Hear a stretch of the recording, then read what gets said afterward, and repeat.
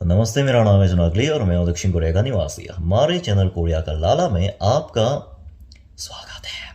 तो हिरन प्रेमियों, आज के इस वीडियो में मैं अपने कुछ ऐसे रीज़न, ऐसे कहानी बताने वाला हूँ कि कुछ लोग, मतलब काफ़ी लोग नहीं पूछते इस तरह के प्रश्न, मेरे पास थोड़े कम आते हैं। लेकिन फिर भी कुछ लोगों के पास ये जिज्ञासा हो सकता है कि मैं बाहर के देश में जाके सेटल क्यों नहीं हो जाता, मैं इंडिया में सेटल क्यों नहीं हो जाता। तो आज के इस वीडियो में ना, मैं अपने पूरे ईमानदारी से अपने हालात की कुछ कहानी बताते हुए इसका जवाब देने की पूरी कोशिश करूंगा। तो आओ यार, शुरू करते हैं बिना किसी ब्लैक बॉक्स के न्याय के।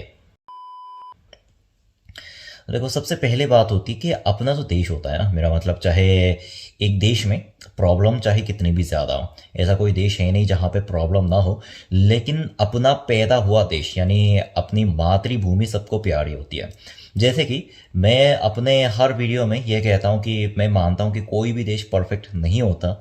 इवन कोरिया में भी कुछ कुछ तरह के प्रॉब्लम हैं जिससे हम लोग, यहाँ के आम लोग, गुजर रहे हैं।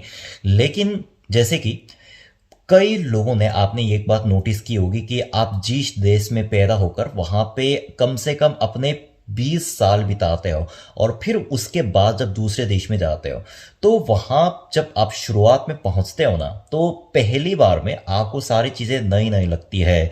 नए लोगों से मिलने का अवसर होता है, नई खाना ट्राई करते हो, नए सिस्टम से मिलते हो, मतलब सब कुछ नया है। तो शुरुआत में आपको ये सारी चीज़ें अच्छी लगती है।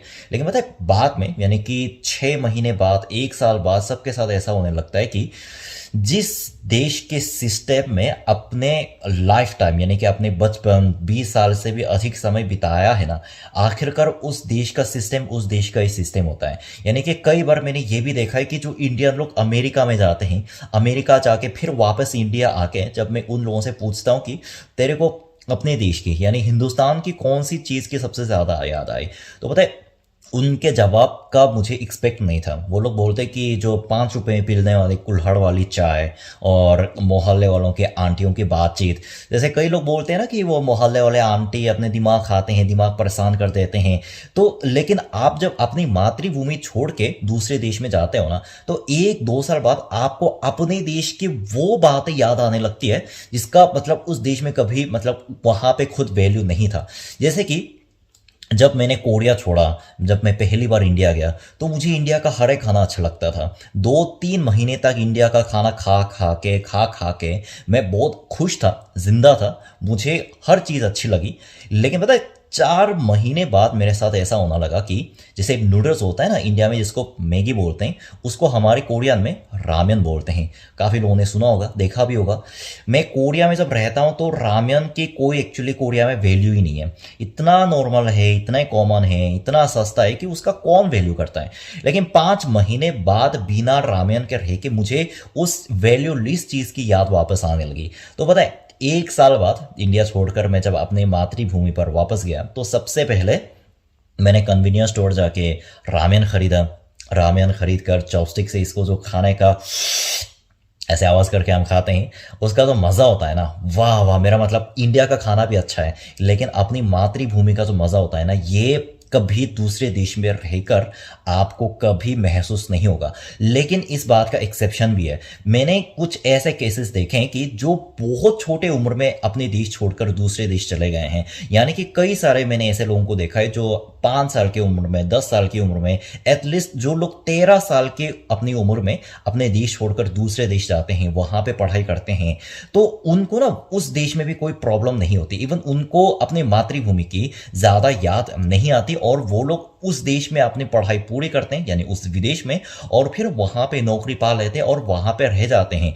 लेकिन मेरे साथ ऐसा नहीं हुआ। मैंने 20 साल अपने कोरिया के सिस्टम में बिताया, तो मेरे साथ ऐसा प्रॉब्लम होता है कि इंडिया के बाद मैं बहुत सारे देशों में गया, बहुत सारे देशों में 2 महीने से ज़्यादा टाइम बिताया, तुर्की में और वगैरह वगैरह, कई सारे देशों में। पहले जो होता है ना, पहली बार में उस देश की नई चीज़ें, नया कल्चर, नए लोग, सब कुछ अच्छा लगता है।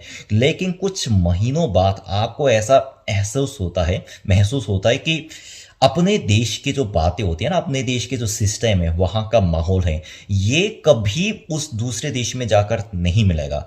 तो एक तो ये मेरा पहला कारण है, और दूसरा कारण ये है कि मेरे लैंग्वेज प्रॉब्लम। आप लोगों को पता है, मैंने अंग्रेजी पहली बार ढंग से सीखना शुरू कब किया था? 2018 में। एक्चुअली आप लोग मेरे अंग्रेजी स्पीकिंग स्किल की बात करो तो मैं अंग्रेजी में थोड़ा बहुत बतिया सकता हूँ, यानी कि स्पीकिंग कर सकता हूँ। इतने विदेशों में घूमता हूँ तो थोड़ी बहुत बात करना तो आ गया। बट ऐसी होती है ना कि इंग्लिश में जो अगर कुछ पेपर वगैरह कुछ लिखा हुआ है तो उसको पढ़ूंगा ना, जब मैं उसको देखता हूँ इंग्लिश में कुछ लिखा हुआ देखता हूँ तो मुझे बहुत अनफ्रेंडली लगता है, मुझे समझने में बहुत ज़्यादा दिक्कत होती है। लेकिन आप लोगों को पता है कि अगर मुझे विदेश जाके सेटल होना ही है, चाहे इंडिया हो या फिर ऑस्ट्रेलिया, कनाडा, अमेरिका, जहाँ पे सब लोग जाते हैं, तो उसके लिए कम से कम मुझे वहाँ की लैंग्वेज जो कि इंग्लिश है उससे तो फ्रेंडली होना ही पड़ेगा।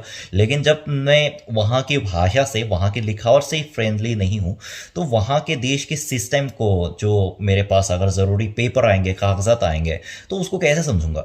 एक्चुअली ये जो छोटी छोटी प्रॉब्लम होती है ना, ट्रैवल में महसूस नहीं होती, क्योंकि ट्रैवल में आपको कौन सा कानूनी काम करना है, कौन सा सरकारी ऑफिस जाना है, कौन से सिस्टम का सामना करना है। ट्रैवल में आप बस पैसे उड़ाओ, होटल में घूमो, अंग्रेजी स्पीकिंग वाले लोगों से बात करो, इनफ है। लेकिन आप जब उस देश में यानी कि विदेश में रहते हो ना, तो उस भाषा में लिखे हुए आपको कागजातों का सामना करना पड़ता है, सरकारी ऑफिस जाके खुद टैक्स का काम करना पड़ता है। लेकिन मेरे को वहां की भाषा ही नहीं आती, तो क्या करूंगा।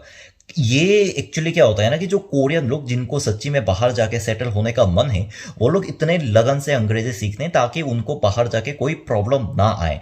इंडिया में जैसे बचपन से हिंदी के साथ साथ इंग्लिश को, इवन कई बार मैंने ये भी देखा है कि इंग्लिश को ज़्यादा इंपॉर्टेंस के साथ सिखाया जाता है, जबकि कोरिया में ऐसा है नहीं।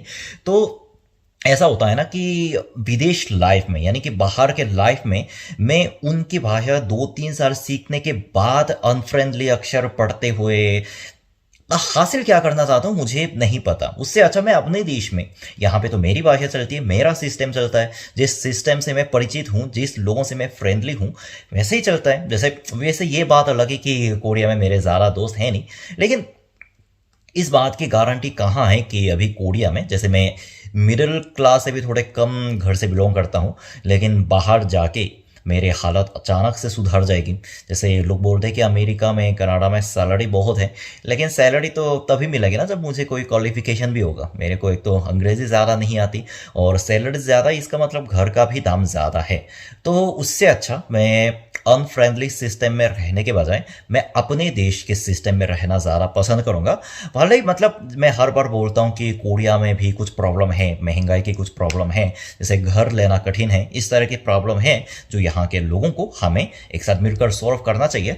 लेकिन इन सारी प्रॉब्लम होने के बावजूद भी मुझे कोरिया में अपने सिस्टम में रहना अच्छा लगता है, अपने फ्रेंडली लोगों से मिलना, अपने फ्रेंडली भाषा में अपना सारा काम चलाना, मुझे ये सारी चीज़ें अच्छी लगती है। यानी कि मैं जब कोई भी देश जाता हूँ तो घूमने के लिए कुछ मैक्सिमम 2-3 महीने के लिए तो जा सकता हूँ, लेकिन अगर लाइफ टाइम रहने की, सेटल होने की बात है ना, तो मैं अपने देश के बाहर किसी और देश को नहीं चुनूंगा, बस ये 2 रीज़न की वजह से। तो बस यार आज के वीडियो में इतना ही। उम्मीद करता हूँ आप लोगों को इस वीडियो के माध्यम से कुछ मेरी नई कहानी का पता चल गया होगा। मैं वापस आऊँगा और मज़ेदार वीडियो के साथ। तब तक क्या करना है, सावधान रहना है, सुरक्षित रहना है। जय साउथ कोरिया, जय हिंद।